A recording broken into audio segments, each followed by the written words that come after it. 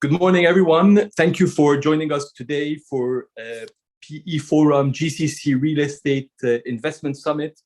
Today, we have the privilege of having with us Fadi Moussalli, who's Executive Director, Global Capital Markets at JLL. Fadi comes with great experience in everything related to cross-border and outwards investment in real estate from the GCC to the rest of the world.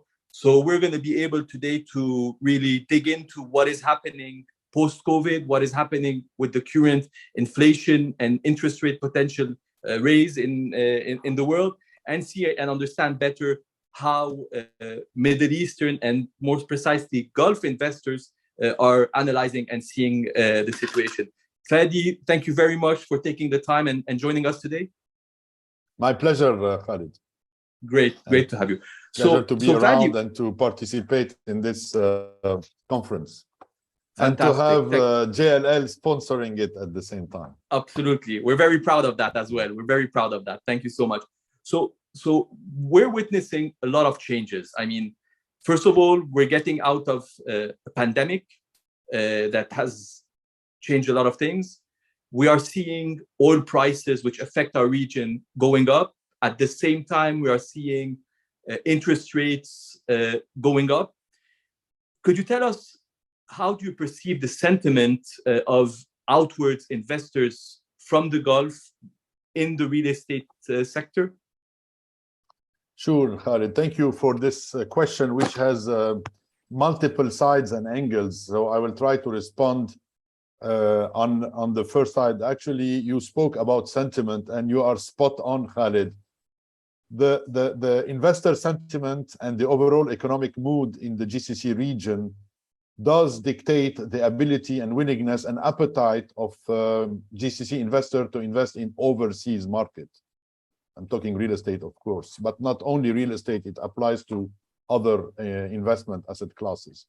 So we have seen a very strong correlation, I would say, between the oil price and the volumes of investments that GCC investor do in the foreign markets. And that is also linked to the mood, as you say, because we all know that it's like a chain reaction. When oil prices are high, consumer confidence in the GCC is high, investor sentiment is high, and the mood is more on the bullish side. And therefore, GCC investors are encouraged to invest in overseas market, and of course, internally, but we are talking here, we're focused on internationally. And not the least, as we all know, one of the major category of overseas investment is sovereign wealth funds. Sovereign wealth funds of the GCC, as we all know, they get the surpluses of oil exports. And therefore, when oil trades at this kind of level, this means every day, and it doesn't stop on weekend, it doesn't stop on a public holiday. Every day, there are surpluses, export surpluses that end up going in the coffers of the governments. And of course, sovereign wealth fund gets their cash allocation, which basically give them the ability and the necessity to deploy this cash in investment asset class overseas, including real estate. So that's to answer to one part of your questions, absolutely. Now, the other part is the pandemic. Again, Khalid, spot on, like any other investors in the world, the year 2020 was bad. And if you, when we get the statistics, they are not yet ready, you will see how much the volumes have dropped in 2020 and of course recovered in 2021. And so far, 2022 is on the right track to come back to the 2019 levels, basically. We are talking roughly $10 billion are invested from GCC investors into overseas market in direct real estate. So I'm putting aside all the money that go in funds, in global funds, because this is a different equation. But in direct world, it's about 10 billion, which is roughly the level where of 2019. So this is to answer to the corona part. Yeah. And so if we look at the coming years now, is it too early to start assessing on a forecast? We've noticed that there is also, you mentioned the sovereign wealth fund, they also have a mandate to nurture and develop their local markets. How do you see the forecast in the future in terms of the share of outwards investments staying the same, or you forecast some changes in these trends? So this is a very good question. As you said it, sovereign wealth fund, there is a perception that everything they do is international investment. It's not the case. Most of the sovereign wealth fund have a mandate basically to boost the local economies and to use this money in order to create domestic economic growth. However, for the sole purpose of diversification away from their own geography and of course diversification away from oil sector, they have the necessity to invest in uncorrelated asset, and international real estate is deemed to be uncorrelated to the local destiny, I would say.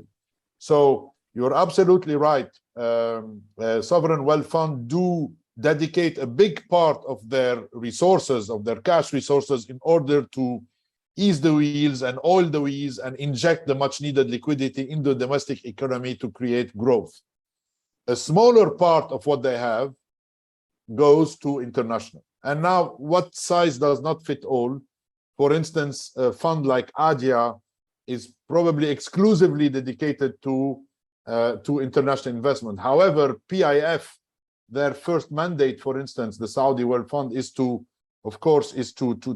support the local economy and to align with the 2030 vision of the rulers. So other funds like Oman Investment Authority, for instance, again, it's the main sovereign wealth fund in Oman. They have sometimes a focus on domestic economy and sometimes a focus on overseas economy. This all depends on the strategy. It all depends on the surpluses, and it depends on a lot of internal economic factors that dictate the allocation, domestic versus international. I mean, you're mentioning the sovereign wealth fund, and it goes well with my next question. And if we can get a bit more granular in terms of investor types in the Middle East, in the Gulf, those that that are interested in commercial real estate, so that invest in international markets. Would you say that there is a bigger share that goes to the sovereign wealth funds, followed by the family offices, followed by the individuals? And how does, in terms of volumes or share, if you have this information, translate? Yeah. So look, I wish I could press a button and get clear statistic. As we all know, the market in the region especially is not as transparent as we wished it was.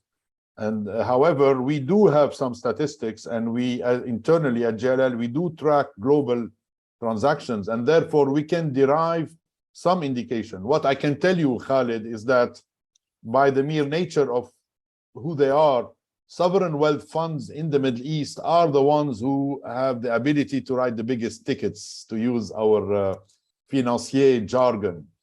So very often the sovereign wealth fund will tell you, my minimum investment is $100 million of equity. If your deal is less than that, please don't bother me. And that is totally understandable, because they have to look at their internal efficiency.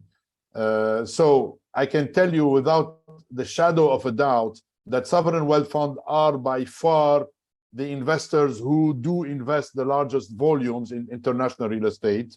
And this is, again, coming back to the nature of who they are. And they are certainly followed by two categories. One is the ultra high net worth families, and the other one is syndicating platforms. So we all know that the most organized and institutionalized family offices have proper investment platforms with proper governance. They have offices that everyone knows. Some of them are in DIFC, some of them sit in Bahrain, some others are in Saudi. So these private investors do not underestimate their firepower, and sometimes for the biggest ones, they do compete with sovereigns in terms of their ability to write the ticket, but it's the exception. The majority of the family offices and ultra high net worth individual, I would say, are one notch below sovereign wealth fund in terms of their firepower. And they do sign checks of $50 million equity up to 100, maybe 150, but this is the maximum. I'm talking GCC families. And the last but not least category, I call them the syndicating platform. Often they are investment platform. Again, you can find them in DIFC, you can find them in all the major financial centers of the GCC. These investment platforms are pool equity from different sources and do invest directly in some international real estate assets. And this is, I would say, the second category that are more or less at par with the privates. And often investment platforms / syndicator do syndicate private money platform. So very often you have, I would say, very wealthy families or individuals who don't have the ability or the expertise or the skills to invest in international real estate themselves. So what they do is they knock on the door of people like InvestCorp, people like Gulf Finance House, people like Our Capita, this kind of platforms. And I took only Bahrain example, but there is a big number in the UAE. So they knock on the door of these platforms and say, here's 10 million, here's 20 million, here's $30 million. I'm happy to be an LP in a specific deal that you guys are kind of cooking in your own kitchens because you have the skills to do it and I don't have it. And so how hands-on are the investors in the Gulf region? Does it depend on the type of assets? Are they more comfortable co-investing or joining a syndicate, even if they're big families or something like that? Or are they more on a hands-on vision for their international real estates? Yeah, look, I mean, again, there is no one size fits all. What I can tell you is that you have different levels of expertise at different investors, basically. Usually, people sitting here in the GCC, and it's like 3,000 kilometers or 4,000 kilometers away from the markets that they are investing in. Usually, they rely on the expert that has boots on the ground. So let's say you are an ultra high net worth family, you want to gain exposure to residential sector in the USA, then you go and find your partner in USA and you mandate him to identify, buy, and manage your assets in the USA. So I call it the marriage of equity with expertise. Equity being the Middle Eastern investor and the expertise being the manager sitting in that geography who has the skills and the boots on the ground in order to deliver the performance that is expected. So this applies to the least sophisticated. Now, in the GCC, Khalid, as you know, we have built in-house a significant well of expertise, and therefore some of the most sophisticated investors have the ability to, I would say, remote control all that while sitting in their office in Bahrain or in DIFC or in Riyadh. So different sizes fit different profiles, I would say. But in general, you can go from very sophisticated, savvy experts sitting here to the silent equity with no input whatsoever. And all depends on the level of in-house expertise. Mm-hmm. So you've mentioned the US residential. Is it because you think it's interesting, or is it just an example? Well, it is an example, but definitely US residential, and I'm talking up till 2-3 months ago, because as we all know, the world has changed in the past 3 months. Actually, the world has turned bearish in the past 3 months. But let's say, we are in February 2022 or in March 2022, and you ask me this question, I would tell you absolutely, multifamily in the US has been the flavor of the month, have been the buzzword, and it's been like that for the past probably 7-8 years, if not more. Some of the very early entrants in this market did killing performance, by gaining exposure to US multifamily. The wind was blowing in the right direction. Interest rate environment was extremely supportive. And the needs for housing in the US, specifically in specific states, which we call the Sun Belt of the USA, the needs were huge, especially during the pandemic, where we saw a movement of, we call it, just for the sake of the, of the joke, it's like California moving to Texas and New York moving to Florida. And that trend indeed supported enormously everyone that touched US multifamily in the past, I would say, 5 years, and it accelerated in 2020, 21, and the trend continues for now. Again, this my observation here stops in March, because since March, of course, the world had turned bullish, and there is a whole, I would say, rediscovery of what, going back to the office means, and how does pandemic gonna play out in terms of people working from home or not. We are in a transition period, and there is volatility, and therefore I am less bullish now than what I was probably 3 months ago on this residential sector in the US. We're going to stay on a bit on the geography and try to dig into the geographical preferences, and then maybe we move into the asset type within the real estate segment. The UK, London has always been a favorite of the GCC. They've always, large amounts. If you look at even in London, the share of ownership, I think it's the second biggest, or after the UK citizens from the GCC. How do you see this, the UK moving forward? Do you have any, forecast on how GCC investor perceive the UK after Brexit, after many things that are happening on the local market? Very, very good questions. And again, we are at JLL, we are lucky to kind of gather this global data and have the ability to analyze them. Khalid, you are absolutely correct, spot on. The UK, and particularly London, has always had the lion's share of GCC investments in international market. Why is that? It's because the UK is the former colonial power.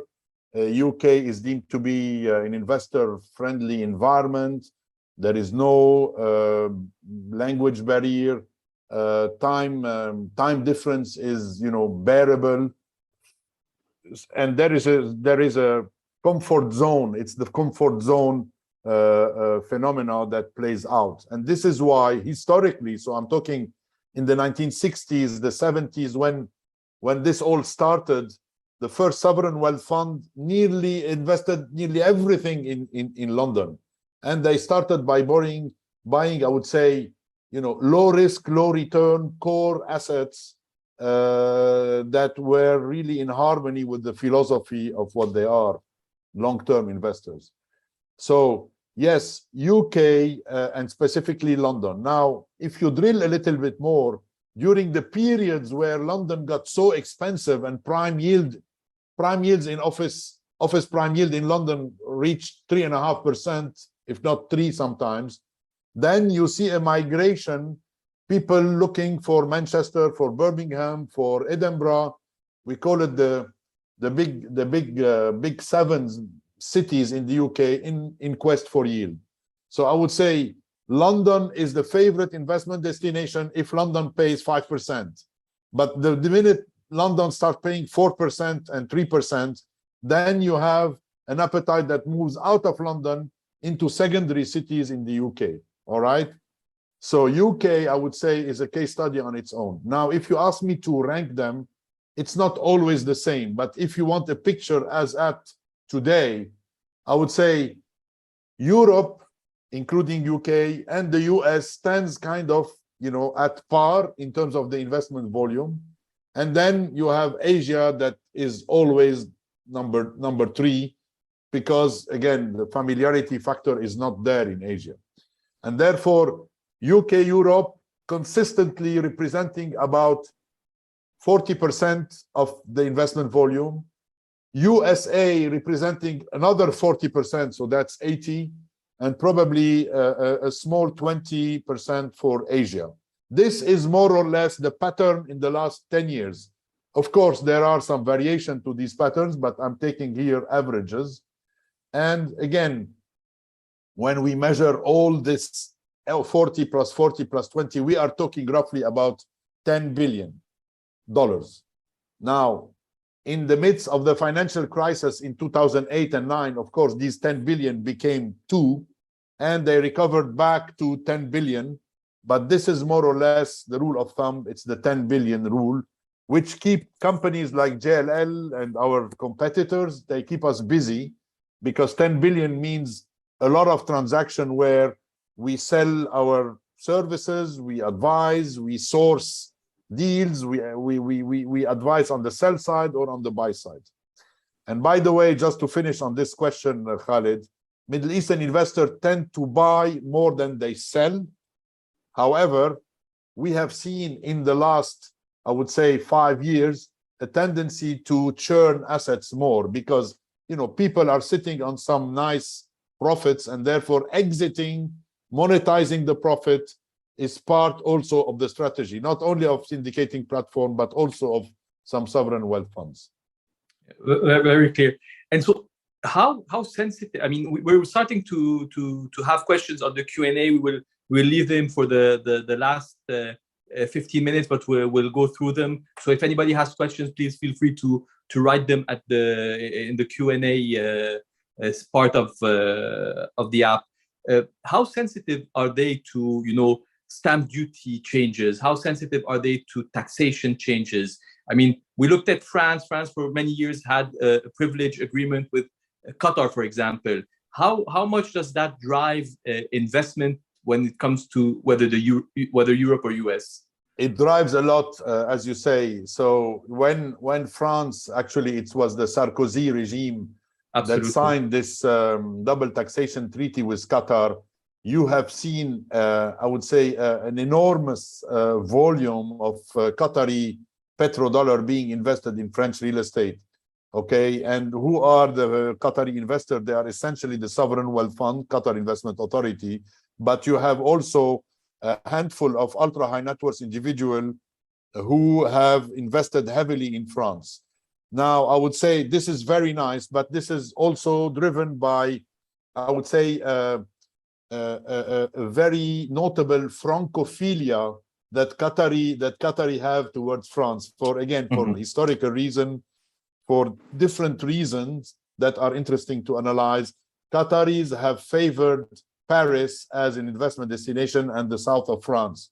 However, this Francophilia is not necessarily shared by other GCC investors, because unfortunately the perception from GCC investors is that France is not, I would say, an investor-friendly jurisdiction, and the tax burden and the changing tax regimes and the socialist mentality goes against, if you want, the pure capitalist investor who is there to make money and to realize his profit. So this is a perception which is not always true. And of course, France is one of the top, I would say, investment destination globally. And if you see German funds, Japanese funds, American funds, they are all over French real estate. However, I'm talking to you about the perception that GCC investors have towards France. Again, of course, there are exceptions to all that, and it's not an opinion that is shared by everyone, but most of the investors are like that. Italy also, by the way, still, I mean, it's one of the main European countries. However, you would see the very tiny volumes of investment from the GCC into Italy, again, because of the familiarity, the language barrier, and again, I always use the word comfort zone. It's about the comfort zone. It's about familiarity. If I want to rank the European destinations in terms of from the highest until the lowest, I would say I would put on the top of European, of course, UK, even if it was Brexited or it Brexited itself. it's still the most favored European investment destination. Then in second category today, I would say Germany, for the stability that it offers, for the strong economy, for the investment-friendly jurisdiction.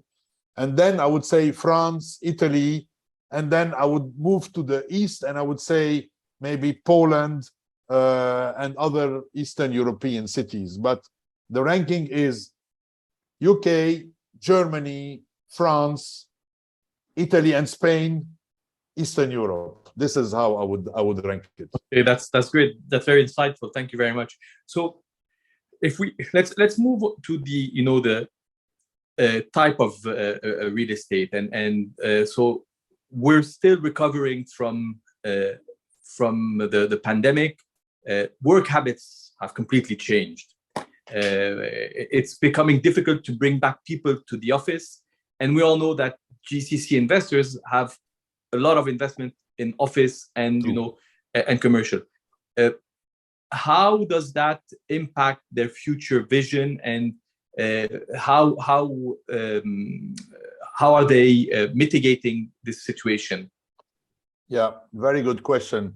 I would add to question mark on the office. I would say, shopping mall have hard time attracting shoppers back in their shopping malls. Mm-hmm. So you're absolutely right, Khalid, and this is a tendency that we are observing. The mainstream asset classes were very much offices, by far the biggest one. Then you had retail and hotels. Okay, of course, pandemic give a severe blow to office, and still big question mark on what's going to happen. It gave a severe blow to retail and hotels. Okay, mm-hmm. Hotels have recovering because of the pent-up demand, and people want to travel even for work or for leisure. Retail, yes, still very big question mark on the future of shopping malls. High street, we kind of understand now that high street will not die, it will transform. So there was, with this observations, all led Middle Eastern investor to anticipate this trend like a few years ago, and to move to alternative assets, not only because their mainstream assets were no longer the flavor of the month, but also because there are emerging global trends that really create fantastic investment opportunities. All right.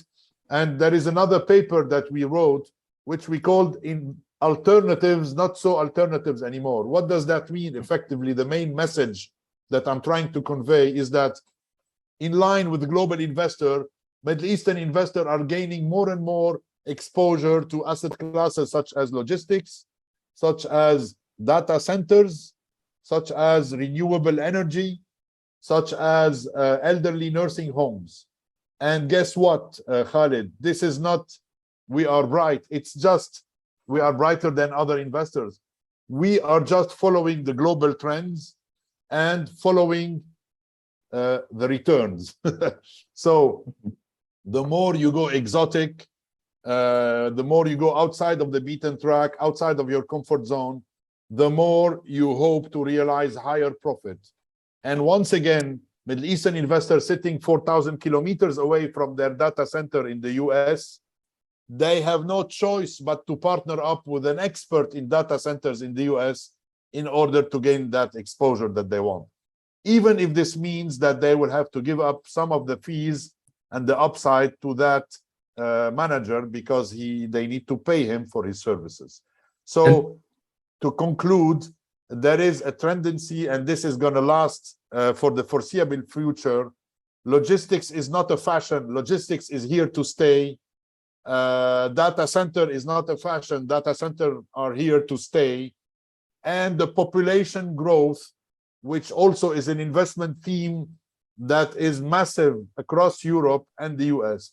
So every real estate that come and caters for the growing population needs, that also is high on the agenda of GCC investors. So when you mentioned the alternatives that are, and you talked about it. When GCC investors look at these different verticals, do they choose to go, and this might answer one of the questions that has been posted, would they choose to go through a private equity fund structure, a rate, or so forth, or to invest directly in the assets as a co-investor with somebody that has the management? What would be their preferred structure, let's say? Let me answer in a provocative way, and I know this is my friend Said who asked this question.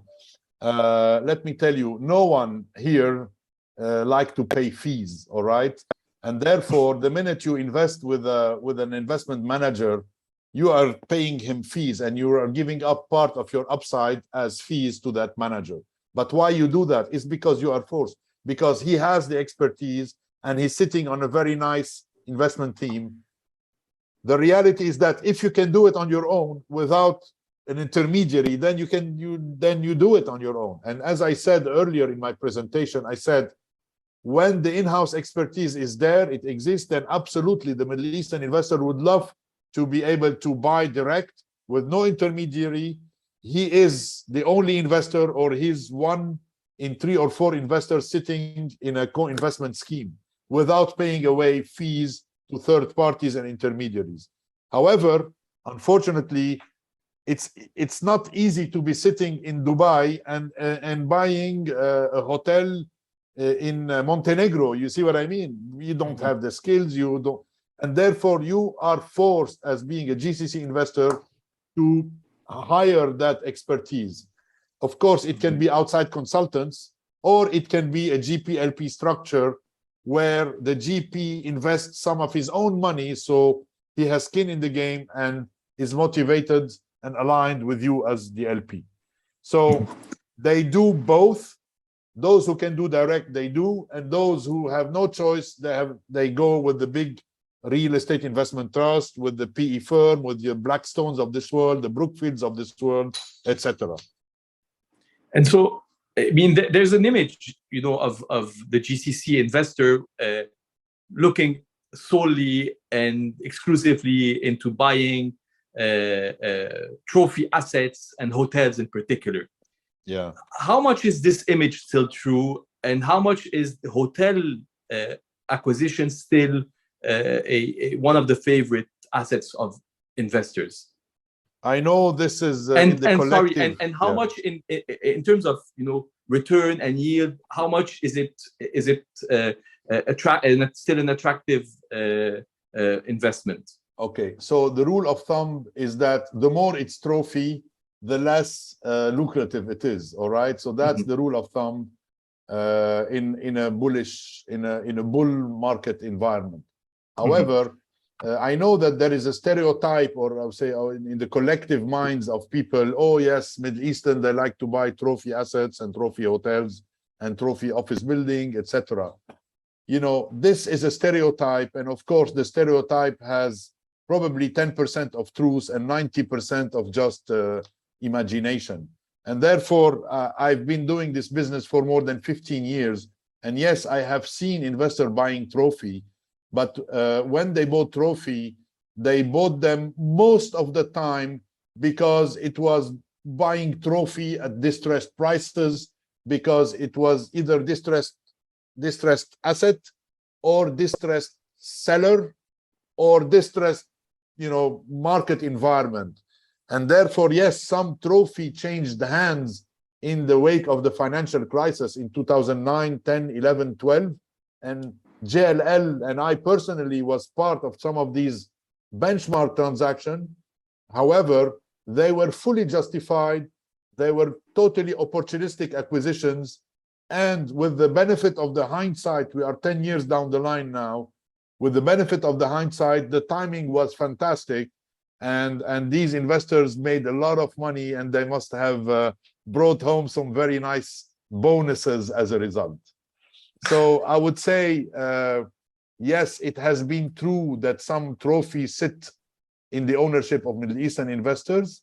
However, it's not true that GCC investors are just buying trophy to rub their own ego, even if sometimes the ego influence a little bit the acquisition decision.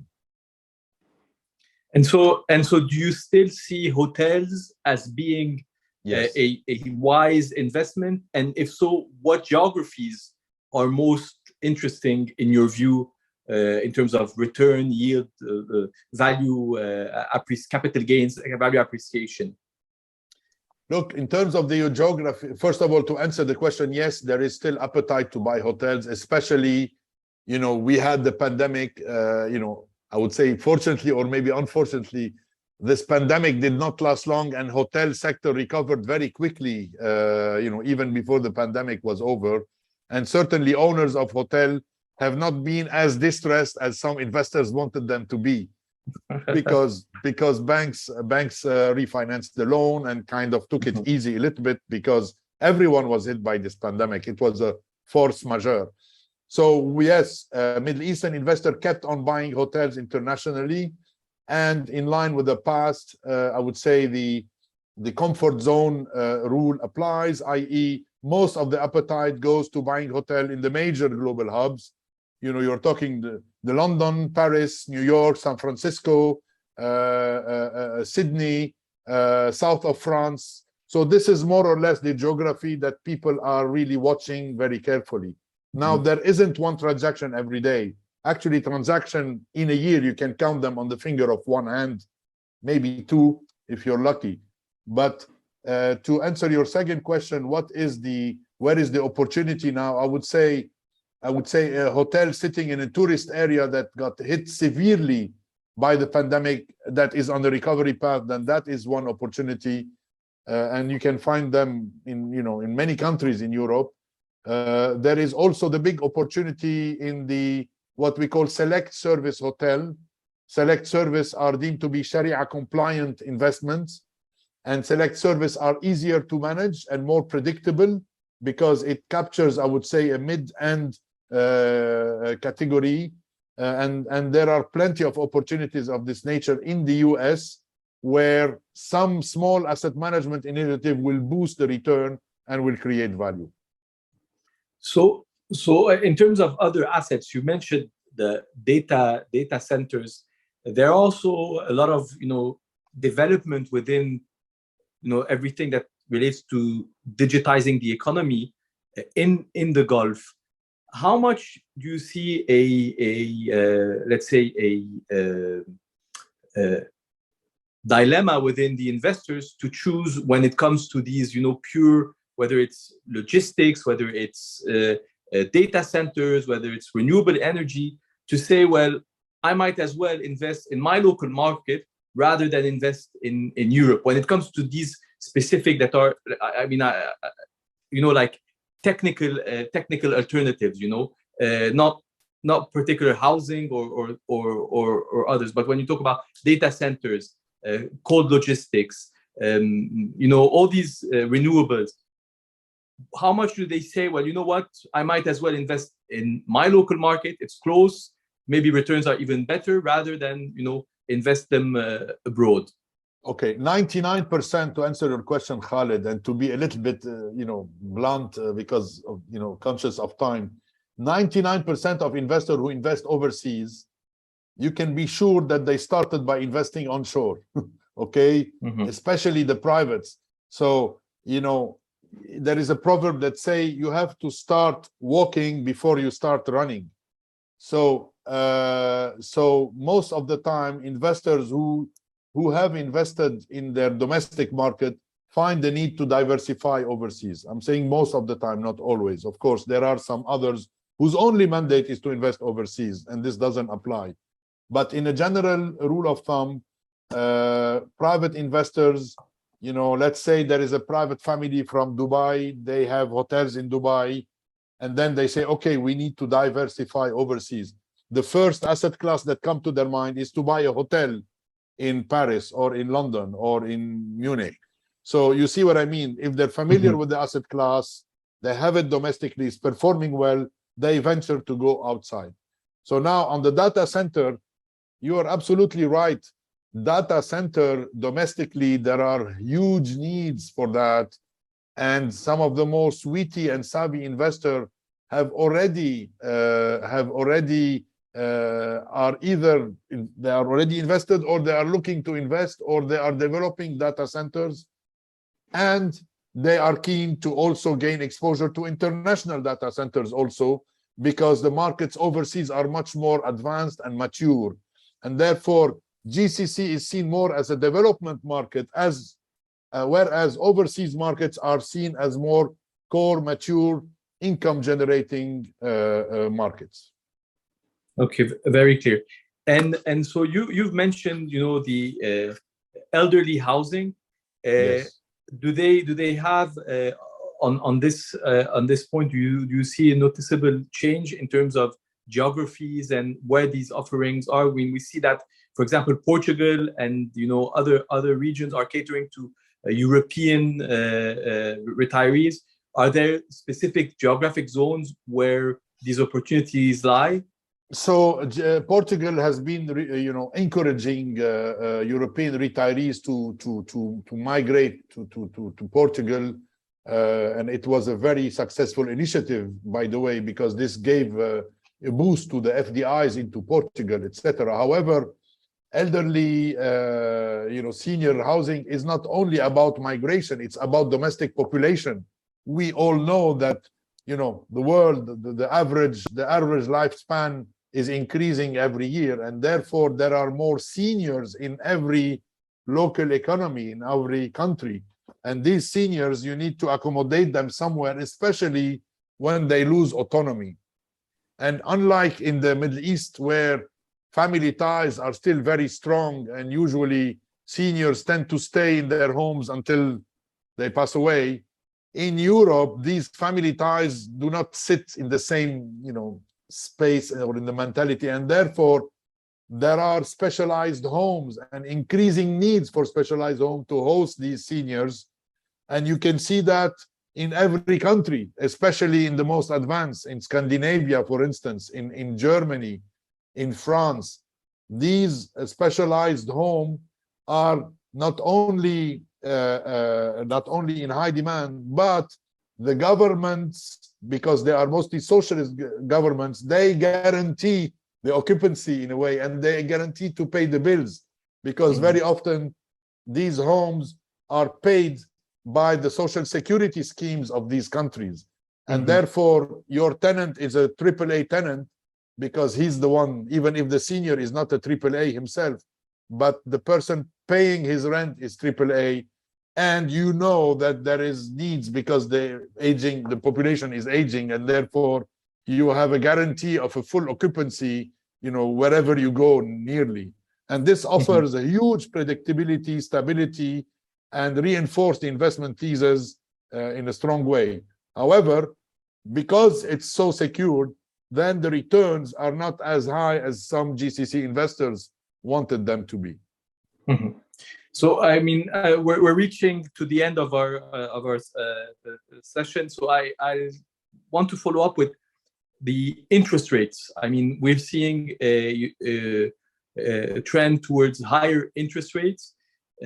How does that reflect on the investment decision of GCC investors when it comes to real estate, and how will it impact cap rates and also return in the coming years? All right. Again, for the sake of time, I will be punchy and categoric. Basically, the rise in interest rate, you know, has different impacts, and sometimes they play against each other. You know, of course, if you increase interest rate, then borrowers, when they want to go and invest in real estate, borrowers will have to borrow at, you know, higher rates, and therefore their ability to pay toppish price is reduced. And therefore, when you raise interest rate, usually property prices start going down. There is an inverse relationship. However, at the same time, why are interest rates rising? It's because inflation is kicking in, right? So if you are here sitting with cash in your bank, all right, you know, you are getting 2% on your deposit, but guess what? Inflation is 7%, is 8%. So you are kind of forced to invest them in something that will beat inflation. And real estate is deemed as an investment, as a hedge against inflation. And therefore, you have forces playing against each other. I would say net, we don't see a major correction in the global real estate markets because there is so much cash that is looking for homes in inflation hedge product. And real estate is one of them because of the game of rents. So when there is inflation, rents are going up, and that gives you as a landlord a hedge against the inflation. This would be my conclusion. Yeah, but it's quite clear. To conclude with the future, let's say, and the impact of Proptech and technology on real estate. I mean, real estate and construction are still one of the two least digitized industries. How important do you see this changing, and how is JLL approaching everything that is related not to the assets itself, but to all the new and innovation within the real estate sector? So we are taking this extremely seriously, and I want to quote one sentence from our CEO, Christian Ulbrich, the global CEO of JLL. Christian, when we asked him even 10 years ago, back in 2011, maybe 12, 11 years ago, we asked him, what's your vision for JLL 10 years down the line? He said, I think that 10 years down the line, JLL will be a technology company with a focus on real estate. Be careful. It's not a real estate company that is technology savvy. We are a technology company focused on real estate. It was, of course, a provocative sentence, but it dictated really the direction where the world is going. And of course, as a company, it's not a good to have. We are full blast into technology, so much so that we have dedicated a pool of money, a very significant pool of money from our own balance sheet, and we're not a bank, to invest in Proptech, VC Proptech, basically globally. We call it the JLL Spark Initiative, which basically we are a VC investment fund that invests in different Proptech startups, and not only startups, some established companies also. And we are applying all this technology in our internal ecosystem, and also advising our clients on how to embed Proptech into their own business model in order to improve their own internal performance. And Proptech is one word, but it covers so many things. Absolutely. The other big thematic, of course, is ESG, which again, it's not at all a good to have, it's a must have. And we as JLL have fully embraced the ESG era and the ESG objective that are very ambitious, that were dictated by our management. Great. Fadi, thank you very much for taking the time. We've reached the end of our session. It was very insightful to see and understand that, you know, how the trends are moving within GCC investors, and mainly, I guess, that what you said, the alternatives are no longer alternatives, and it has become, you know, mainstream investment, and this is how they're mitigating the changes within the commercial and retail real estate. Once again, thank you very much for taking part, and I wish you a happy day. My pleasure.